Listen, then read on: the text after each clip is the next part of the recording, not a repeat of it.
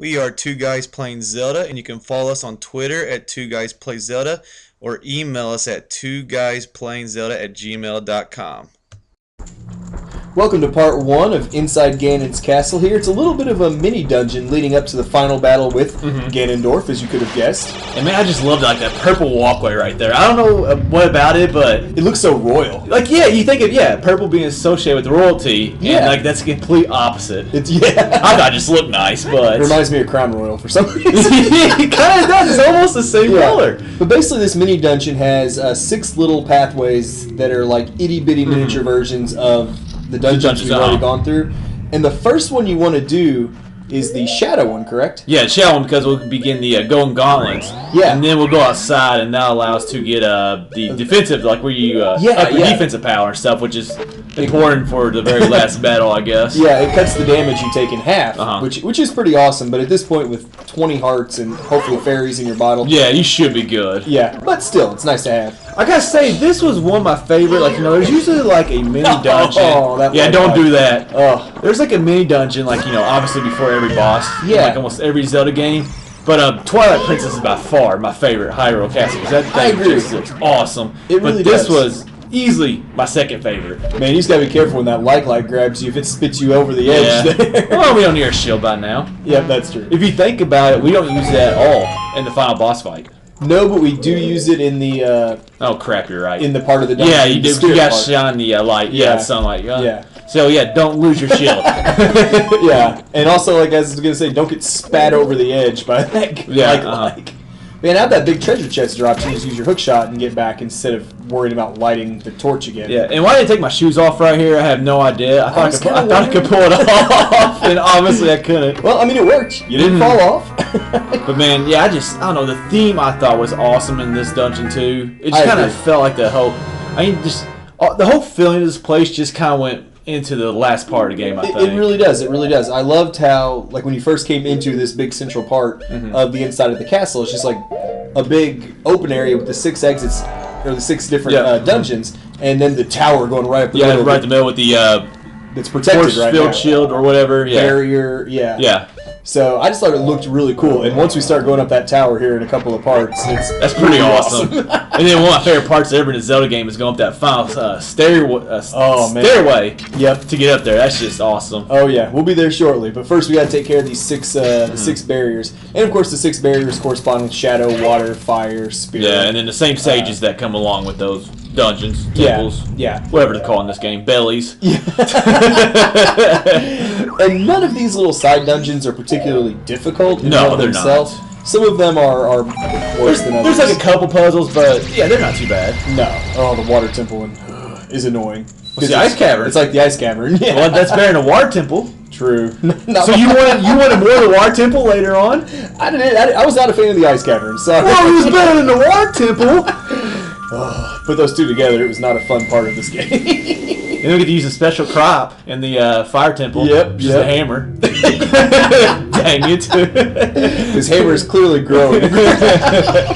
Messed that one up. Yeah. But like we said, you want to do that shadow one first. And now that we've got it, we're going to leave Ganon's castle to go to a great fairy fountain that previously was inaccessible. And I'm pretty sure. Well, you also need to go in gauntlets to get through the fire temple part of the dungeon because you got to lift that big stone up or whatever. But I don't think I ever did this until this last playthrough. I had no idea. A nice random Skulltula. Well, you see that, and you obviously came. Well, you might as well. I mean, it's like at this point you're not going to go back to the skull. I don't want to sit there and listen to it. No, that's true. I was figuring maybe if we ever got all 100 Skulltulas, we could do a video for it, and then I got to about 55, I was like, forget this. Yeah. It's not worth a couple rupees. No, it's not. It's not at all. Rupees that you don't even need to buy anything for the end of the game. No, we don't have Zora's charging us $500. Like, if you buy like a trophy, like, that alone even just like a participation trophy, that'd be nice. 999 rupees. Buy a trophy. Yeah. Done. Well, how much can you even carry? Like, I think you can only carry 600 in this game. I'm honestly not sure. Because I think there's only one wall upgrade. Heck, I don't know. Yeah, I really couldn't tell you. Yeah. God, these fairies were kind of creepy looking. Well, the sound that they make coming out is just so annoying. Yeah, they're like screeching at you. Yeah. It's like, was that supposed to be a laugh? For a game that had like an awesome soundtrack almost throughout. Yeah. And the best theme ever in the Forest Temple, not undebatable, undebatable. I mean, just they had just some that's not a theme obviously, but that's just a sound that just you just wonder why are you yelling at me, fam? I don't want her to help me at all. Although getting that defensive upgrade is pretty awesome. Yeah. I mean, again, at this point, you should be okay. But, Ganon can do some damage to you. Well, you should have at least 3 bottles, and you should be packing fairies. So, if not, you came to this final battle unprepared. Although you saw me fight against Phantom Ganon and the whole throwing the light balls, I guess you can call it, at you. So nobody else saw that. But so I mean, maybe I did need them. Hey, I'm hoping you improved upon that. Oh, I did on this one. I had a pretty good showing. That's good. For every 20 fails we have 1 victory. And we like to catch those victories on tape. Those are the ones you actually see. You should start doing repeat videos of those. Here's where we did something really good. And I don't kind of like the Rainbow Bridge there. I was about ready to say I don't like it. Oh, you didn't like it? Oh, I was a fan. It feels out of place, I guess. Like, I mean, maybe that's why you like it. Well, and I can see that. But you also got to think, like, the rainbow colors match, like, the colors of the dungeons. Like, you got the blue for the water temple. There's 8 colors in the spectrum, though. And there's only 6 temples. Oh, come on. There's Jump Jump's belly. Yeah. That's true. That's true, I guess. Those didn't really have their own colors. Yeah. But, plus, it always makes me think of Rainbow Road from the Mario Kart. True. But I wonder if they kind of had, like, that thinking.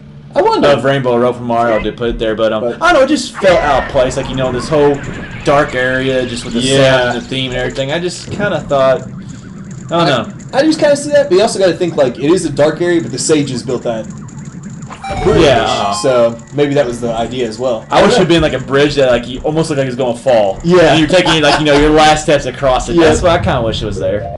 I don't know why we just spent a minute talking about a Rainbow Bridge, but now you know our thoughts on the Rainbow Bridge. And I love this room right here because we've mentioned in some of our past commentaries that they were thinking about doing a wind temple instead of the force temple, and this is kind of like one of those things you see right here. And we talked about this, I don't know, one of our I think it was in the Shadow Temple? It might have been Shadow Temple, I don't know. Yeah. But like just kind of how they like do this little wind part in here. Yeah. So. Which I think is very well done in the small doses that it's in this game. It's not in here a lot. No. But I love the effect, and it really pops up again in both Twilight Princess and Link Between Worlds a little bit too. And yeah, I saw it was. I drew a blank. You did. I was sitting there. I was trying to help you out. I was like, I don't know what he's talking about.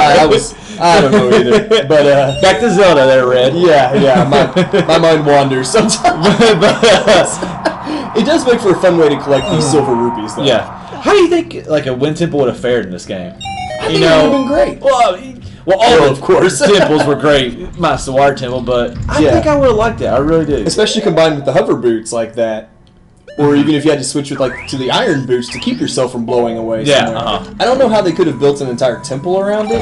Oh, they could have done it. I'm sure they could have found a way. Yeah. A whole temple around leveling and up in water levels. Very true. Very true. But in small doses, it's worked really well. So I can only imagine they'd find a way. To make it work. To expand. But they're going to do a place of the Forest Temple, and I would have not been cool with that at all. You would have been heartbroken if they would have replaced that Forest Temple. I know how much. Imagine never getting through the Forest Temple. I couldn't imagine a world like that. And that wraps up part 1 of Inside Ganon's Castle.